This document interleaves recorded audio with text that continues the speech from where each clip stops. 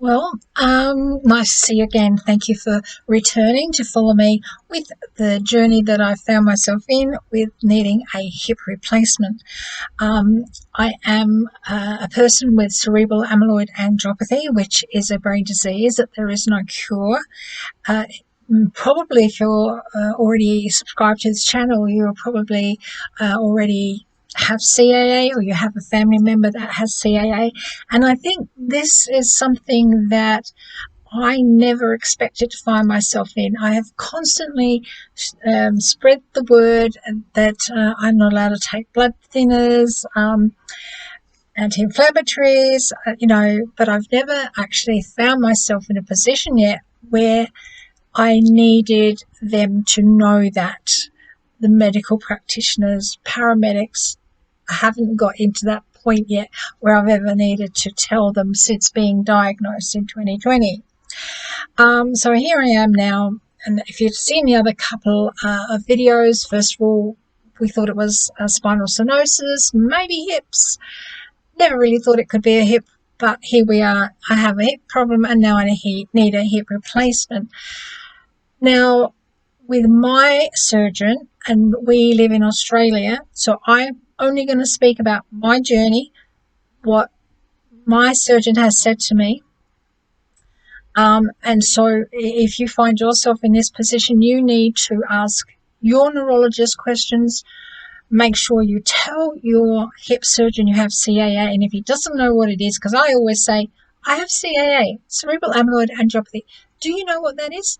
And if they say no, then you expect them to find out. As in my hip surgeon, he jumped straight on the computer, Googled it, and we had a chat about that. So he familiarized himself with that. So right now I'm a bit in limbo because routinely my surgeon uses blood thinners as part of the operation. So before we go any further in booking the operation, because obviously I don't want to take blood thinners for all that they may create, the problems that could create. There's a risk in having your hip replaced with no blood thinners because apparently hip replacements, the hips bleed a lot, or the surgery bleeds a lot, and you could be in danger of creating a blood clot, which then could make its way to your lungs. So it's a bit of a 50-50. I'm in danger both ways, how I see it. However, I'm waiting for my neurologist to come back from his holidays over the Christmas period, and we're just in the last days of January 2024 now. And so I'm waiting for my neurologist to come back so I can talk to him and just find out, like, there's got to have been other people with C.A.A. who needed a hip replacement. So right now I'm in limbo. I have decided, because I'm a bit of a control freak, the only way I can feel in control, because I can't control a hip replacement, I can't control having C.A.A. So where I get my control is by, pre-planning stuff, researching what I can about what it is that I'm in the moment with, and trying to keep control that way. So I've decided, so I was thinking about it a lot, and I know that, after the surgery, it's recommended that you have a shower chair, that you have a toilet seat raiser or riser, which means it raises the height of the toilet. Probably a walker in the first few days or the first couple of weeks, and then usually I think you go to sticks, walking sticks, or crutches, and then you kind of proceed along that way. So when I was thinking about, okay, shower seat, and we actually found one on Marketplace for $20, which was going to save us a reasonable amount of money. You can hire these products, and they're, you can hire them at a reasonable cost. However, it depends how long you're going to use them as to whether they turn out to be reasonable or not. But when I thought about the shower seats the toilet seat riser, and I suddenly thought, these two alone have arms, and I'm going to need strength in my arms initially because I don't have knees that need surgery, but I don't have very good knees. And so I'm figuring that a lot of what I'm going to need is upper arm strength, or,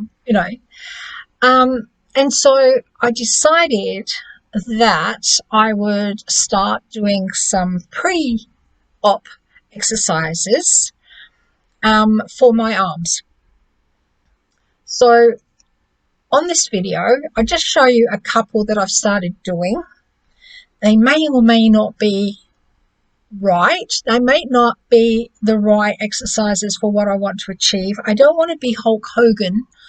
I just want to improve the strength somewhat to be able to get up and down on my chair or the toilet. So what I did, I just got my husband just to take a couple of clips. Again, like I said, I might not be doing them correct. However, this is what I'm doing. I also went online and I found some information that your surgeon might give you prior to your operation, and also some ideas for planning for when you come home. Now, when you come home, I guess there'll be kind of two kinds of planning, because if you're coming home by yourself, I would imagine that would mean a whole different load of planning to if you have got someone staying with you, whether it be your husband, a child, a friend, a carer. So what I'm going to do now is I'm going to just click over to the couple of exercises I was doing, and then I will come back. So I've not seen a physio, and I'm not even sure what's happening with my operation, but I've been thinking that maybe afterwards I'm going to need some arm strength and maybe some shoulder strength, such as sitting on a shower chair in the shower, or even sitting over the toilet with the toilet raiser chair, that you're going to use my arms to push myself up. And I haven't really got a lot of strength in my arms, so I'm just going to make up some exercises. Whether they work, whether they do anything, I don't know, but I just feel like I might as well start doing something now. So from previous operations I've had, I was given this, which is the elasticated band. I haven't got anywhere to hook it, so I'm just going to hook it over the door. I don't know whether what I do is actually going to improve, but in my head I'm doing something ready for it. So I'm just going to hook this over the door, and I take it back a fair way so it doesn't spring off and whack me in the face.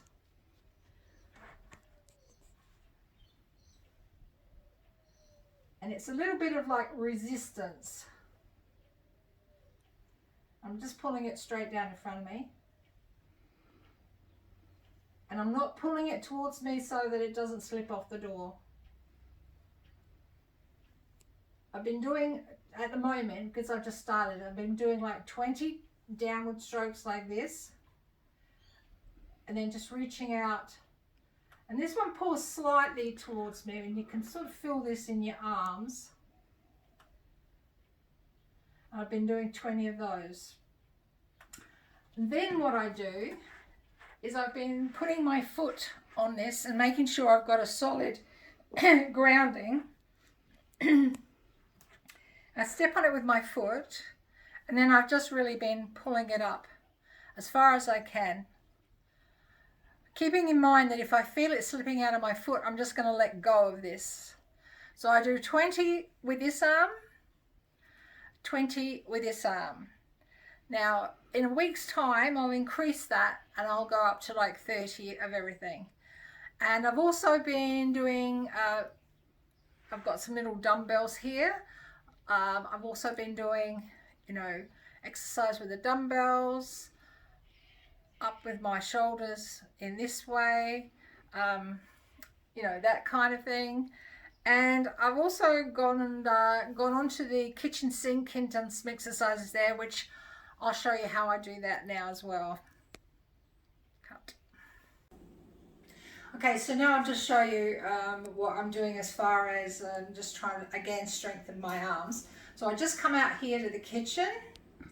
I stand about this far away, and if you have a look at my feet, you can see how far my feet are. And then what I basically do is just put my arms here, and I go down, and then you'll be able to see how far my feet are when I go down. All right, so I just go down like that. Actually, I go back a bit further. Hobble there. All right, and I do 15 of these.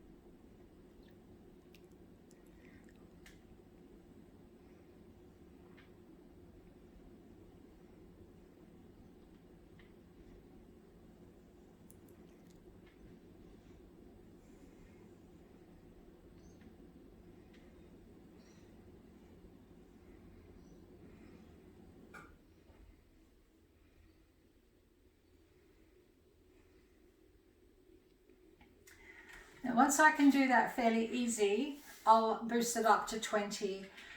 Like I said, I don't know whether these are great exercises. All I'm trying to do now is make my arms a bit stronger for when I have to, move myself around after operation, sit on chairs, get up from chairs, that kind of thing. So, okay, that's it for now. Okay, so as I think I'd said previously, I came up with some information online. So I've got it written down in front of me so I don't forget. So it was just some things that your surgeon might ask you, or things you might need to ask your hip surgeon. So prior to having your surgery, you should inform your doctor about all the medications you're taking, about any health problems you have, and especially if you have C.A.A, that's important too. You make sure that he understands, that he's very well informed, because this is a very serious thing, and we don't want to get this wrong. And again, he probably will suggest, he might even say he doesn't know anything about it, explain, but you definitely need to speak to a neurologist if you've got C.A.A, or you've got anything that goes against what your hip surgeon says. You must see your specialist to confer that it's okay, or what is there an ulterior thing to do. You might be asked to quit smoking prior to the surgery. Now, I don't smoke, but I can imagine how hard that is. So, be prepared for that. And even if you Googled like how many days, or you ask the doctor, well, how long before the surgery, and perhaps even if you can't give up smoking, maybe you could cut down a lot. And if you knew quite ahead of time, maybe you could, cut it down by so many a day, and then I don't know. I've never had to try it, and I can imagine it is incredibly hard, but it may be very important to you to be able to, if you could at least cut down, that sort of may help. I'm not sure. He should explain to you all the risks and the complications involved with surgery. That can be mind-blowing as well, but it's hard when you have to weigh up this against that. Again, as I said, he may say to you, go and see any other specialist you've got, or your general physician, and make sure that you've told him everything. In fact, with my own, I think there's two things I didn't tell him.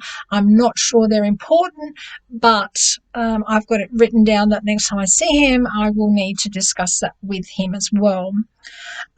He, based on what medical history you have, you might have to make sure you tell him about your ongoing medications. He might do a physical exam and tell you what different options for anesthesia will be explained to you. Now, with me, what he said about the fact that I don't want to take blood thinners, he did say that there could be another option where I have a filter inserted into one of my major arteries that come from the hip, which is almost like an umbrella. And so what happens is it doesn't stop the blood clot from forming, but it catches it. If it's released, it catches it before it goes into the lungs, or that's what it's supposed to do anyway. What else is there? He could talk to you about pre-op exercises, which is, mine didn't, because I've got told that's what I need, but because I've got to see my neurologist, we haven't gone into the nitty-gritty of the talk and what's expected for me to do or not do. So, but this is just something I found online, which just might be a little bit, because I don't know, when I thought about having a hip surgery, to me it was like you go in, you get it done, you come home, you do some exercises, and you walk again, voila. But apparently it's not quite that easy, and some sail through it and others struggle a bit. And so I'm actually glad that I'm reading these different things, because it also prepares me. It doesn't scare me, it prepares me. So I don't know how you go with that. Let's have a look. Some exercises you might want to do prior to your operation. So apart from the arm ones, I've actually found some sort of leg ones, which if I can put them on the pictures, I'll see whether I can put it on this video. Let me have a look.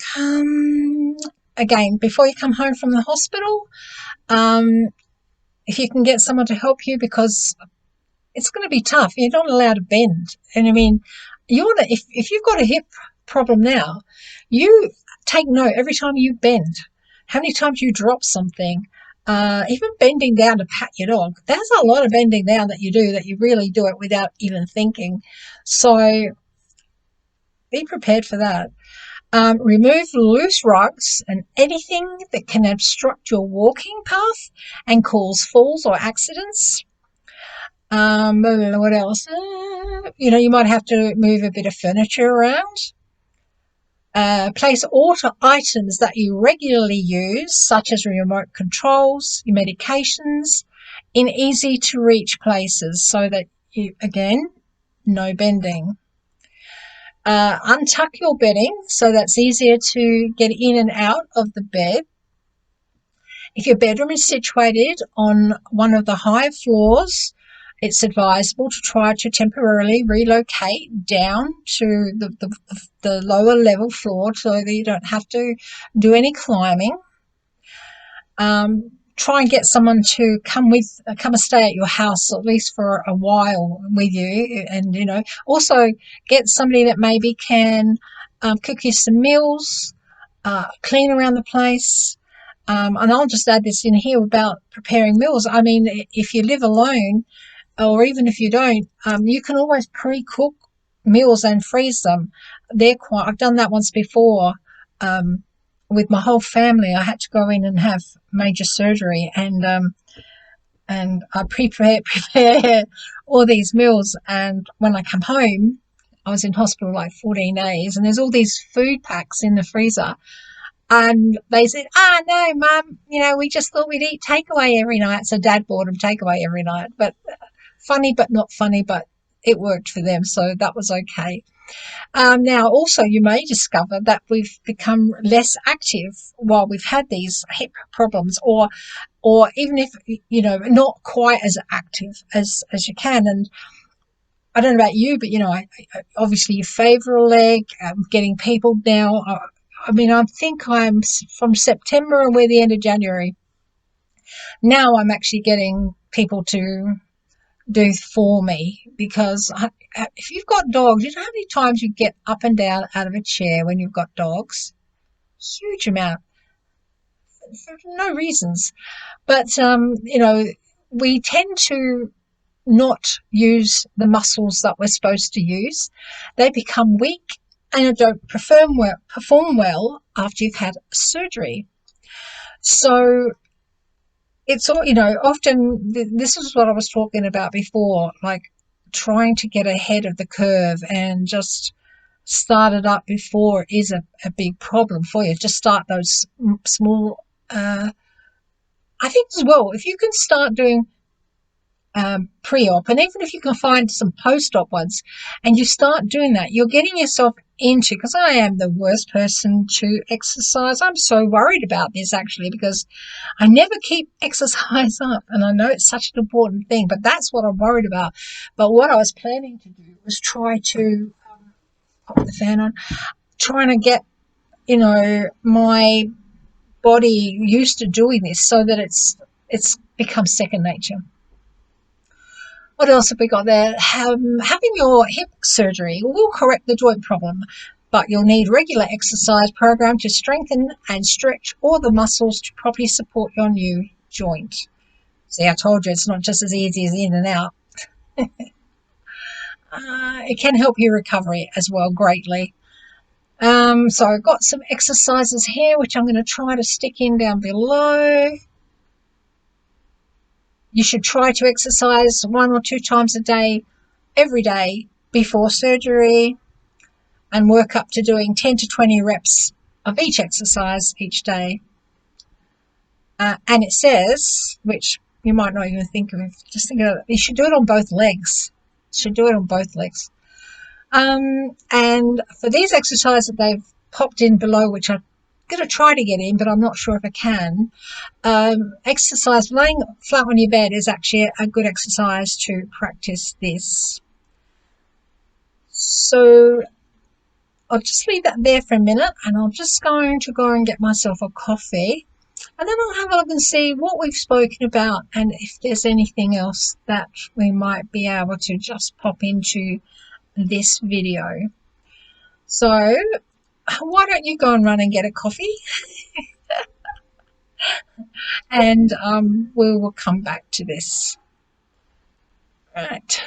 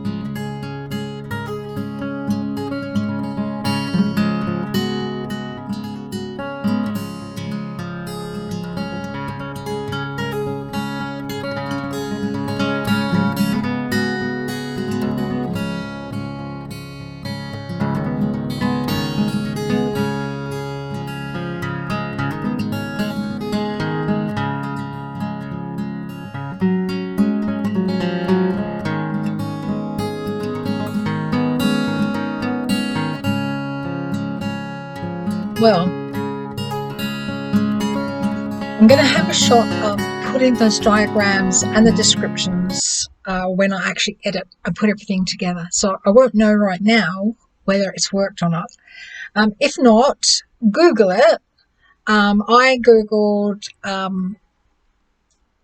pre-op exercises, pre-op or pre-hip op exercises, Australia, because that's where I live, and I thought that it was more likely that our surgeons would use maybe different. Who knows? Everyone's got their own opinions, and I'm sure every surgeon is different one from the other. Anyway, so I won't know till I've edited it. But if I can't edit, it doesn't get in this video, go ahead and Google it. And I just think it's worth thinking about. Again, the upper shoulder, that's just my feeling, because I know that I don't have a lot of shoulder strength. I've had operation on one arm and I've had multiple injections in the other arm. I just don't have, I have bursitis. But have a look, see what you can find, see pre-op. That just might get you in that mindset, and it will strengthen your other legs and whatever it's got to do prior. And then hopefully we will be in this wonderful mindset afterwards that we're going to do all those exercises, which is going to be so beneficial for us because I want to get off those sticks. I hate the sticks. The last few months I've been on the walking sticks. They're annoying. Mine has not got, I'll show you mine. There's no strap on mine, which is not bad if I'm just, using the one, but now I'm down to using two if I'm actually going out of the house. There's no strap. If I'm trying to get my purse out of my bag, my bag hooks around my bloody neck.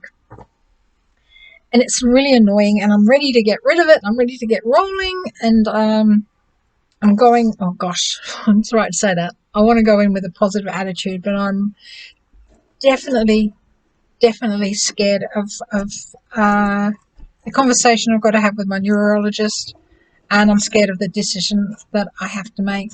And I don't think either of those decisions sound like a great decision to me, but I guess I have to make it, because I cannot keep living like this. I want to live my best life like they all tell us we have to, and this is not my best life. We were hoping to go overseas this year, in August.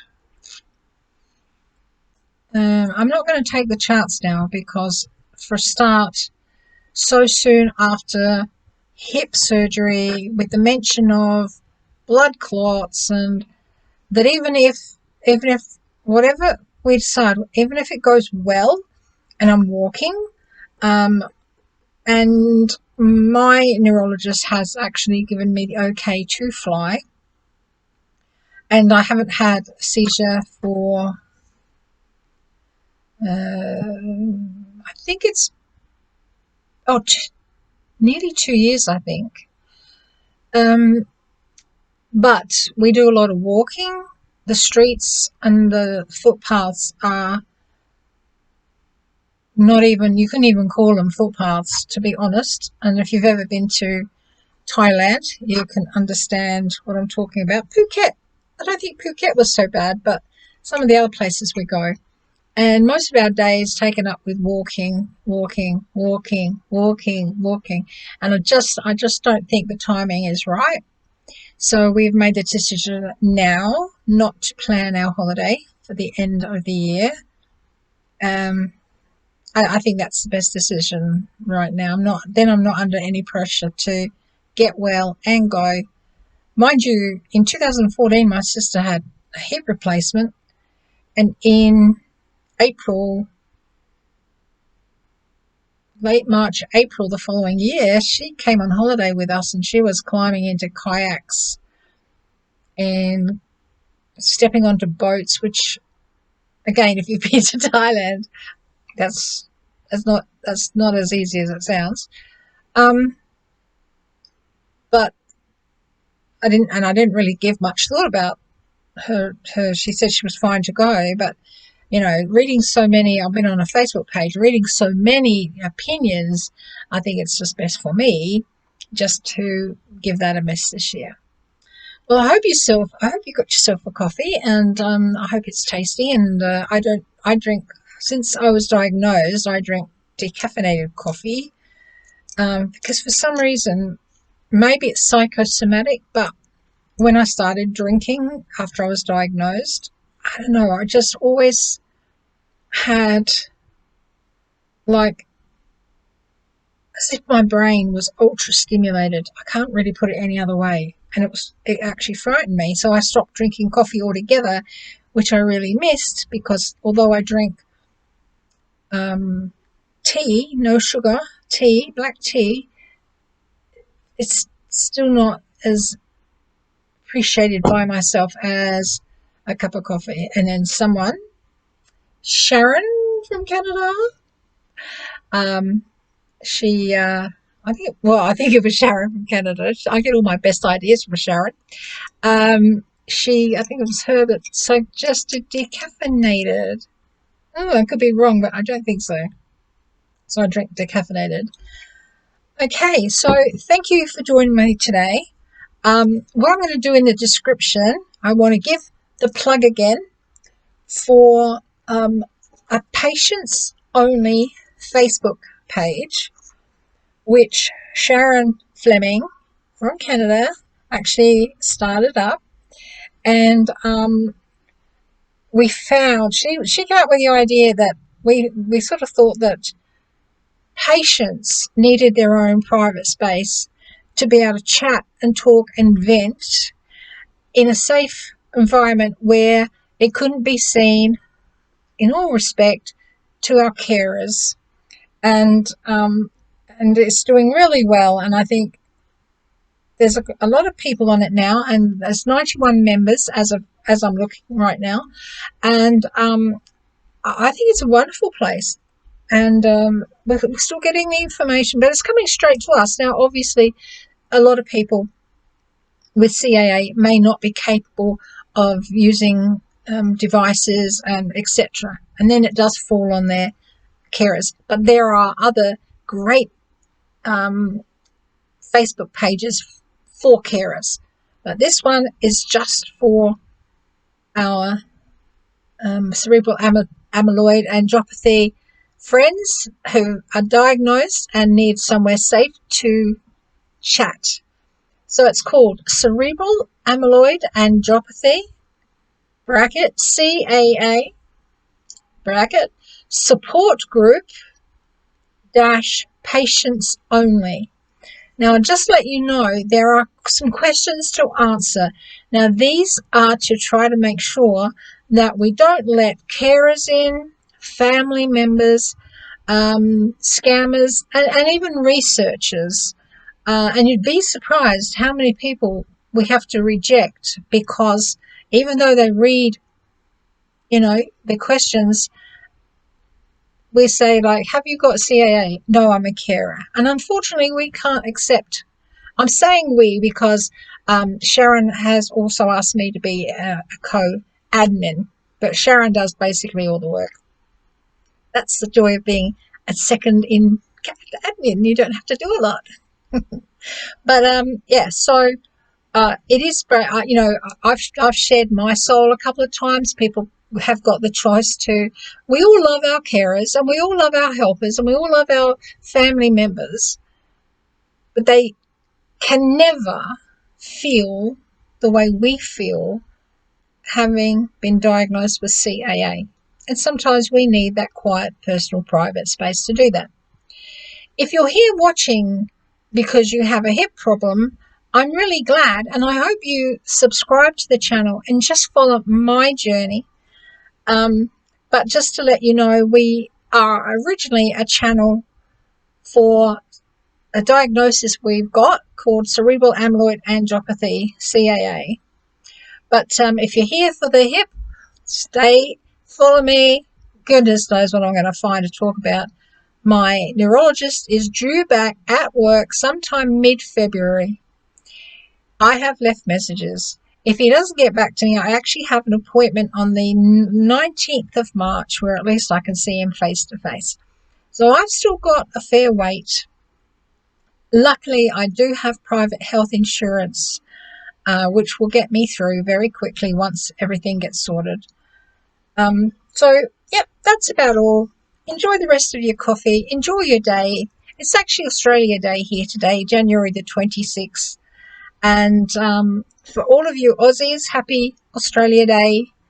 And everybody take care, be safe, and just try to be happy. Okay, I'll see you next time.